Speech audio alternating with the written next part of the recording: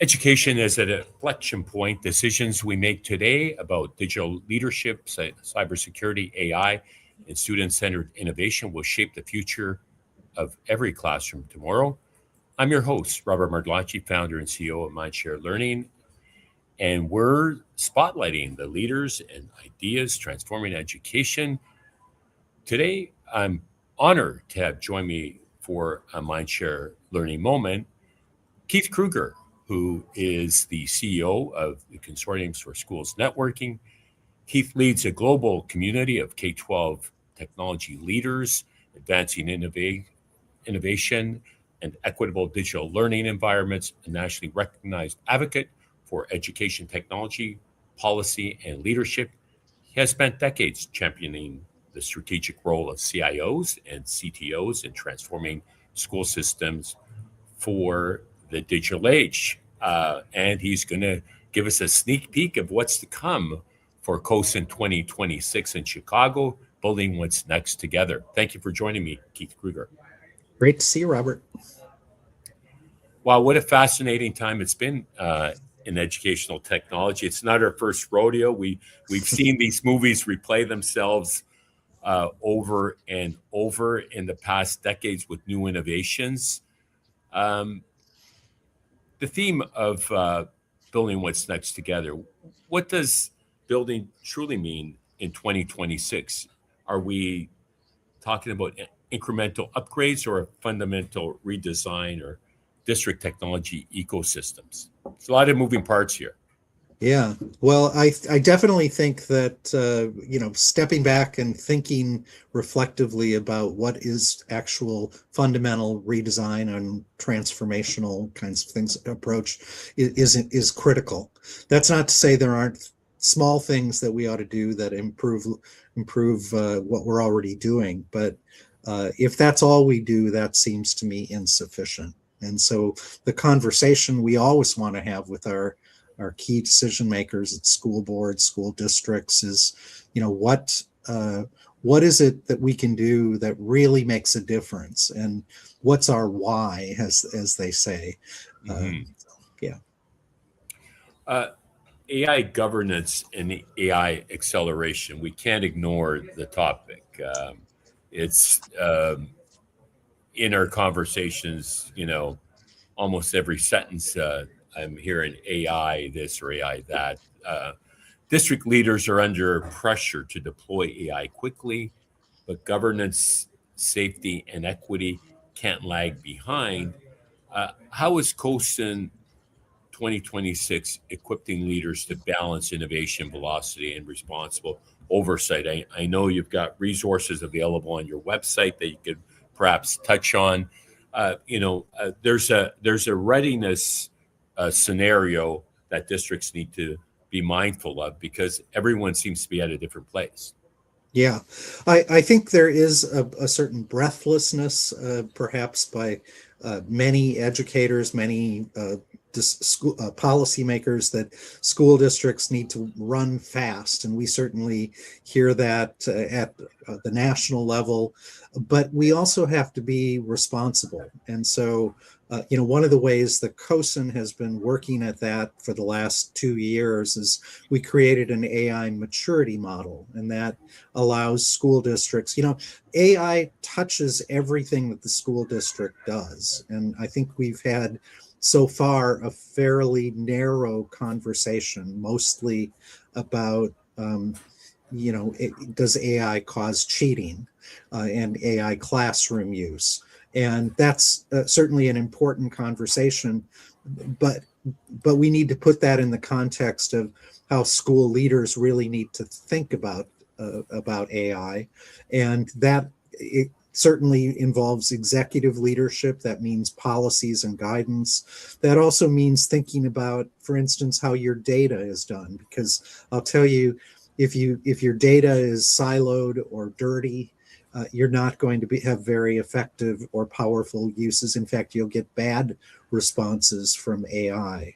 So one of the things that we've been trying to help school districts do is to self-assess where they are in their maturity around 7 domains, one of which is academic, but there are these other things, starting with executive leadership, that you need to start with.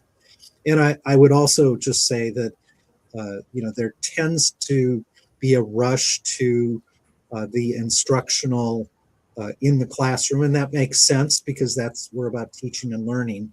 But I would also say that school leaders need to be thinking about the low-hanging fruit, that the opportunities to maybe improve the work, the way that teachers and principals do their work. Whether it's lesson planning or taking attendance or whatever, how do we save them time? When you look at one of the major problems that we've had is a lot of teachers and educators and even IT leaders are leaving the field. And so how do we make it more attractive? And I'll tell you, the administrivia of the job is a killer. And so how can we help kind of save time, save money, and plow those back into instructional resources? Well said. I recently had a post up on LinkedIn in reference to an interview I did with Clark Hagan, the CIO of Louis Riel School Division, who are part of our C21 AI use case project with Dell. And the first quote that I had at the top of it was that I reshared was, AI adoption in education isn't a technology project, it's a leadership journey. I think that's right.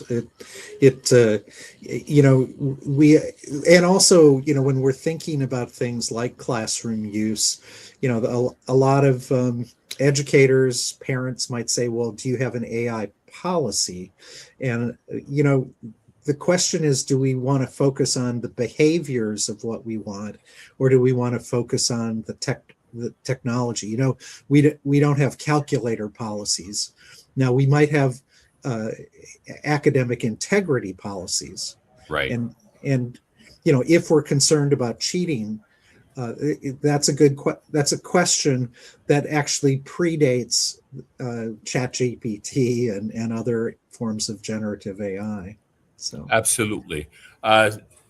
Cybersecurity is a leadership imperative. Cyber threats targeting school districts continue to escalate. It seems to be the K-12 seems to be the low-hanging fruit. What new models of shared responsibility and proactive resilience will be front and center at this year's I think learning from each other, and also realizing that in many places we just don't have the sophisticated human capacity, let alone the tools to do that. And so that is something for provincial or state governments to think about. It's something for the national governments to think.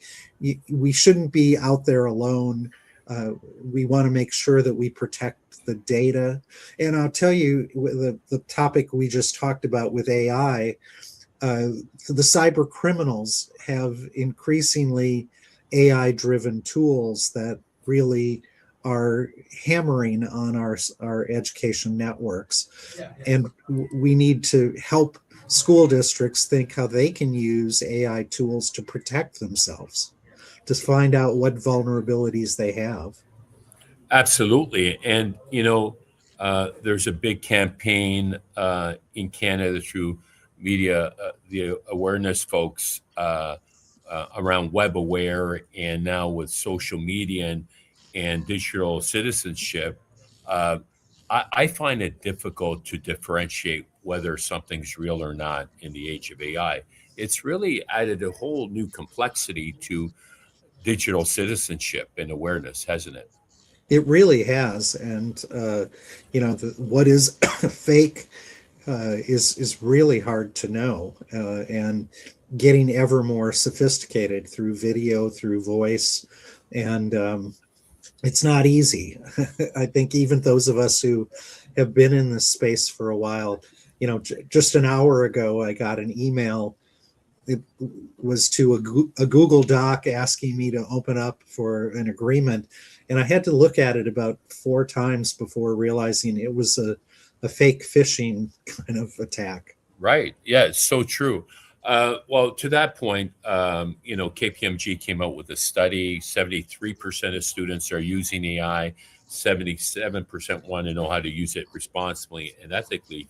And so through C21, we created a micro credential for students grades 7 to 12 to help them feel more comfortable and confident in leveraging AI, because school districts, many haven't even started down the path. So beyond engagement and towards student agency, that's what we're trying to accomplish. We often talk about engagement. Should the next frontier be student agency? How are CIOs rethinking digital infrastructure to empower learners rather than simply connect devices?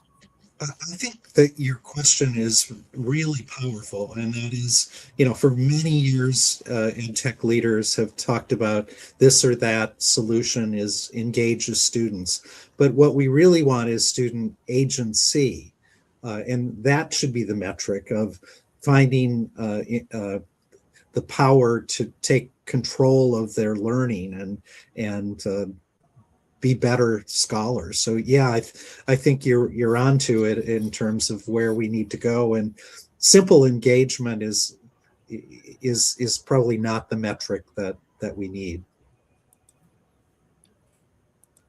Absolutely. So let's talk about breaking down silos. Digital transformation stalls when silos persist, or when great leaders move on. And I know your organization is very instrumental in nurturing mentorship and succession planning.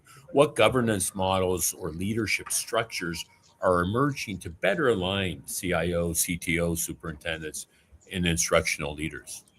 Yeah, I think that helping leaders understand what the skills are that they need to succeed, particularly in technology, because they certainly need to understand technology, but they also need to understand the educational environment in which it's being used. And if they want to be at a cabinet level helping the superintendent, they need to really understand leadership and policy. So, we have a certification. It's available for anyone in the world that's interested in it. And, I think this is really a new kind of profession, in the sense of, I get questions from superintendents. Well, when you say a chief technology officer, do you mean the instructional technology, or do you mean the infrastructure, wires and boxes gal or guy? And I like to say, well, it's really both and. At a strategic level, it's very similar to what we saw in finance. 30, 40 years ago, there were bookkeepers and accountants. There are still bookkeepers and accountants, but nearly every school district has seen that they have a chief financial officer, and that operates at the cabinet level as a strategic resource.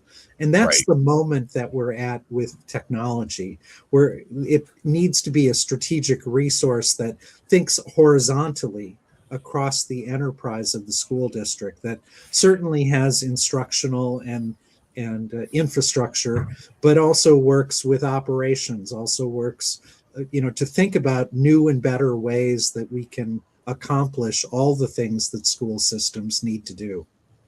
Speaking of strategic, redefining strategic partnerships, solution providers are part of this community and the success equation. What separates a transactional vendor relationships from a true strategic partnership that drives measurable impact?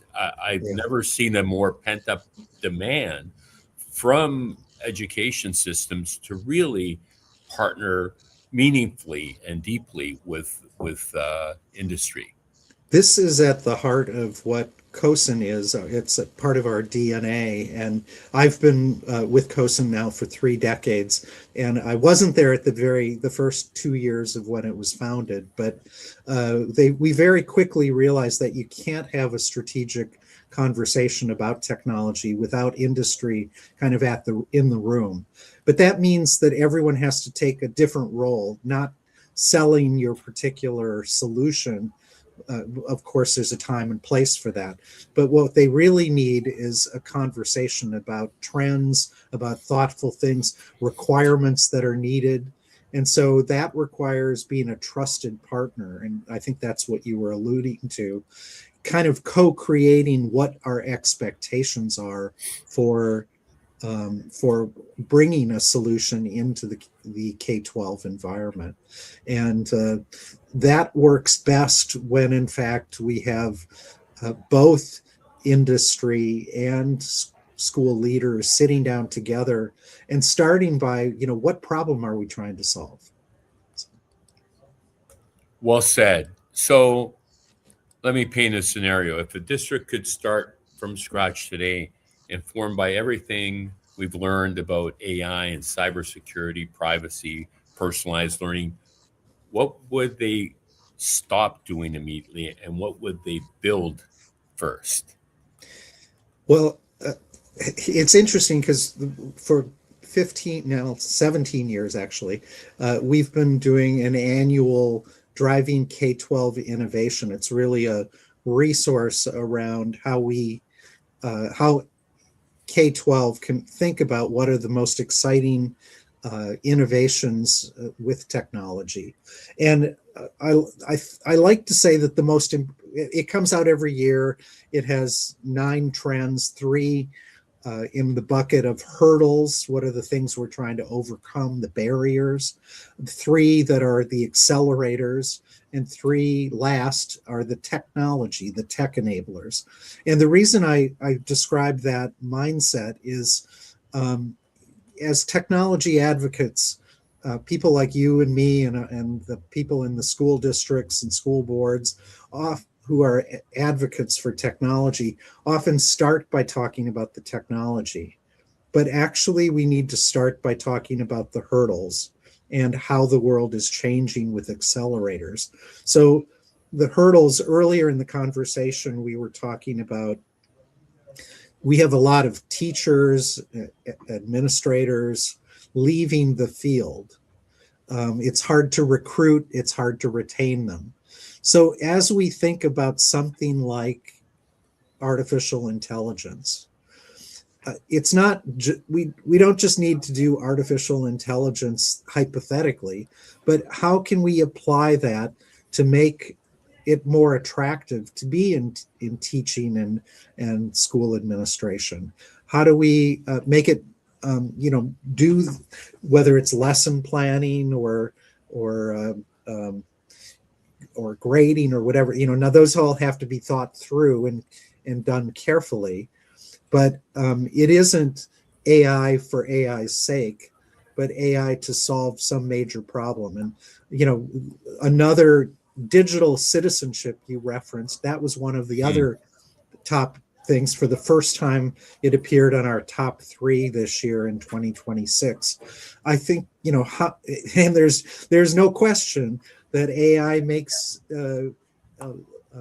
citizenship and literacy ever more challenging because of the topics we were just talking about, with things being fake and appearing so reasonable, but in fact, they're not based in truth or fact. And so how do we do that in an AI-driven world? And those are the questions that we need to have. And that's certainly why we're doing CoSN 2026 and why we look forward to having you there.